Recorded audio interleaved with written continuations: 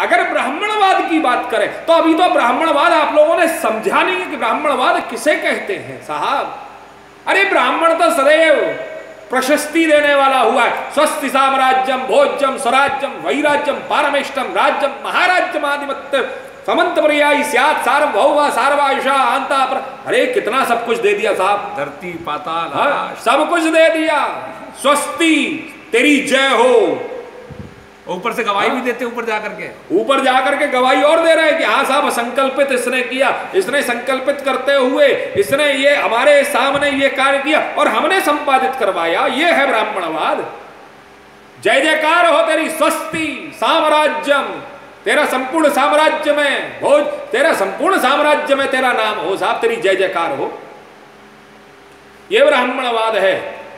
ब्राह्मणवाद ने सदैव अपने साथ में उस वर्ग को रखा, उस वर्ण को रखा जिसको आप लोग शोषित कह रहे हो। शोषित ब्राह्मण ने कभी नहीं किया। कुछ लोगों ने ये शोषित, ये कहां से प्रारंभ हुआ जरा विचार करिए। वेदों को जब आप पढ़ेंगे तो वेद में जो है ब्राह्मण, जो है शूद्र की व्याख्या ब्राह्मण ने नहीं की। शूद्र कौन है पहले आज आप जानिए। शूद्र किसे कहते हैं?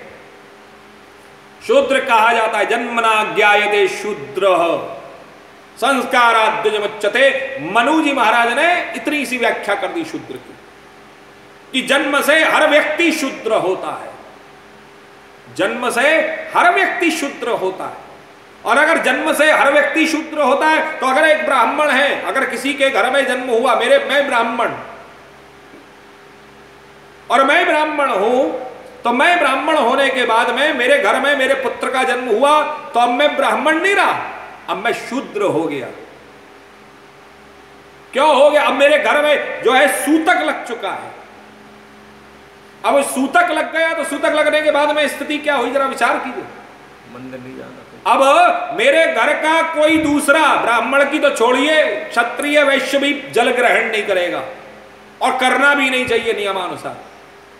मैं क्वारंटाइन में आ गया, मैं अब मेरी स्थिति आइसोलेशन में हो गई है। अब मेरे घर में कोई भी व्यक्ति जल ग्रहण नहीं करेगा। आएंगे जाएंगे सब कुछ करेंगे लेकिन पानी नहीं पिएंगे। ये जो ढावनियों में पानी पीने का प्रावधान हो गया ना, ये हमारे यहां पर पानी पीने का भी प्रावधान नहीं होता है। आप किसी के मरे में गए कि पानी की प्यास बुझाने के लिए गए? हमारे यहां प्रावधान नहीं है। ऐसे मौके पर तो जल पीना भी नहीं चाहिए। जरा विचार करिए, वहां पर अगर जल पीने का प्रावधान अगर किसी को है तो वह अतृप्त आत्म तत्व को है, जो कि वहां पर प्रेत बन करके आया है, जिसको कि वह नाई ठाकुर भैया बाहर जाकर के जल का लोटा उल्टा करके उसको पानी पिला रहे हैं। ये पहले हम लोग जाने। अब मैं ब्राह्मण, मेरे घर में एक पुत्र हो गया, मैं शूद्र हो गया, मैं ब्राह्मण शूद्र हो गया। क्यों हो गया? पहले उस शूद्र के उस तत्व को समझिए कि एक ब्राह्मण उस शूद्र तत्व को कैसे धारण कर लेता है। तो वह ब्राह्मण शूद्र कब हो गया? क्योंकि वह भगवान के भजन से विमुख हो गया, क्योंकि वह भगवान के भगवत धर्म से विमुख हो गया, क्योंकि वह भगवान की पूजा कर्म से विमुख हो गया। उसके घर में अब दीपक नहीं जलता। तो ऐसा घर जिसके घर में भगवत कर्म ना होता हो, भगवत धर्म का पालन ना होता हो, जो भगवान के प्रति भगवान की पूजा अर्चना ना करता हो, ऐसे घर में का पानी भी नहीं पीना चाहिए और ऐसे व्यक्ति का जीवन शूद्र होता है। यह है शूद्र। अगर शूद्र भी हमारे यहां भगवत धर्म को धारण करने वाला हुआ तो भगवान ने जाकर के उसके घर में बेर खाए हैं साहब। ना विचार करिए, अगर शूद्र धर्म भी, अगर व्यक्ति अगर शूद्र कर्म को करने वाला अगर व्यक्ति हुआ है तो भगवान ने उसके साथ में मित्रता निभाई है। वह है गुहराज, निषाद है। जाति का कौन है जरा विचार करिए। जाति का शूद्र है, निषाद है।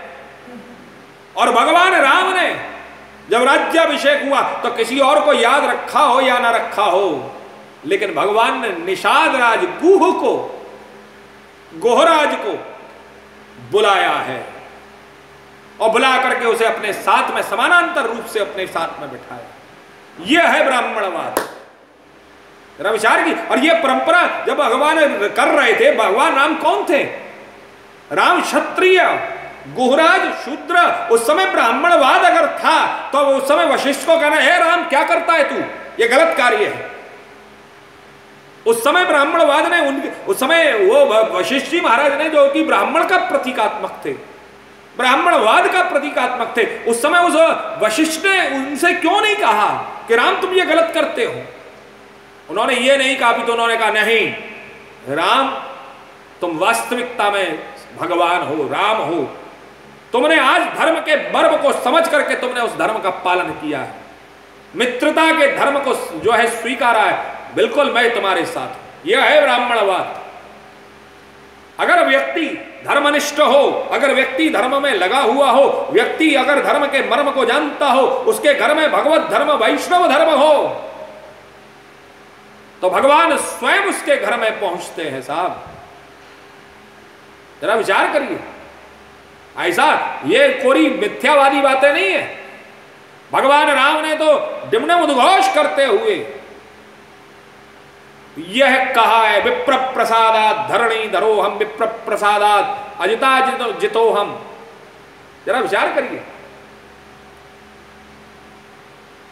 भगवान राम स्पष्ट कह देते हैं कि विप्र प्रसादात धरणी धरो हम, ब्राह्मणों के आशीर्वाद से मैं पृथ्वी को उठाता हूं, ब्राह्मणों के आशीर्वाद से मैंने लक्ष्मी का वरण किया है, ब्राह्मणों के आशीर्वाद प्रसाद अजिता जितो हम, मैंने ब्राह्मणों के आशीर्वाद से मैं चारों तरफ से अपराजित हूं। और तो और आगे बढ़ते हुए भगवान राम ने यह तक कह दिया कि विप्र प्रसादात मम नाम राम, ब्राह्मणों के आशीर्वाद से ही मेरा नाम राम है। ये कहां है साहब अब इसमें जातिवाद? इसमें कहां है? ये तो हमें पढ़ाया जा रहा है, जो हिस्ट्री हमको पढ़ाई जा रही है वो हिस्ट्री कौन सी पढ़ाई जा रही है? वो हिस्ट्री तो ये पढ़ाई जा रही है कि हमारे पूर्वज बंदर थे। ये तो पढ़ाने वालों के पूर्वज बंदर थे, या जो इसको पढ़ रहे हैं। मैंने भी यही हिस्ट्री पढ़ी है। अगर आप मुझसे कहें कि आपने नहीं पढ़ी महाराज, हाँ मैंने भी पढ़ी। मैं भी पहले ये मानता था कि मेरे पूर्वज बंदर थे। कब तक माना मैंने? जब तक मैंने अपने धर्म को नहीं समझा। जैसे ही मैं यहां से निकल करके मैं बाहर पहुंचा, मैंने गुरुकुल में प्रवेश किया, मुझे समझ में आ गया कि मेरे पूर्वज बंदर नहीं थे साहब, नहीं थे। मेरे पूर्वज तो, मेरी उत्पत्ति तो नारायण से हुई है,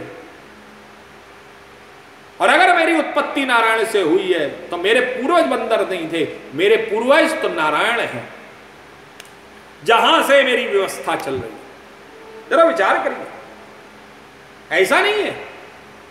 वो हम लोग जानते नहीं है, हमको जानकारी का अभाव है। इस कारण से हम कहते हैं कि ब्राह्मणों ने अपने वर्चस्व को धारण किया, हमेशा ब्राह्मणवाद चल। अरे ब्राह्मणवाद में कोई दुखी हो तो बताओ साहब। बेचारा कौन से ब्राह्मण ने उन्नति और प्रगति और प्रशस्ति कर ली साहब? आज भी बेचारा ब्राह्मण वो जो है अधिकतर करके 100 में से आप जाइए 70% वही ब्राह्मण बेचारे उसी ब्राह्मण कर्म को कर रहे हैं।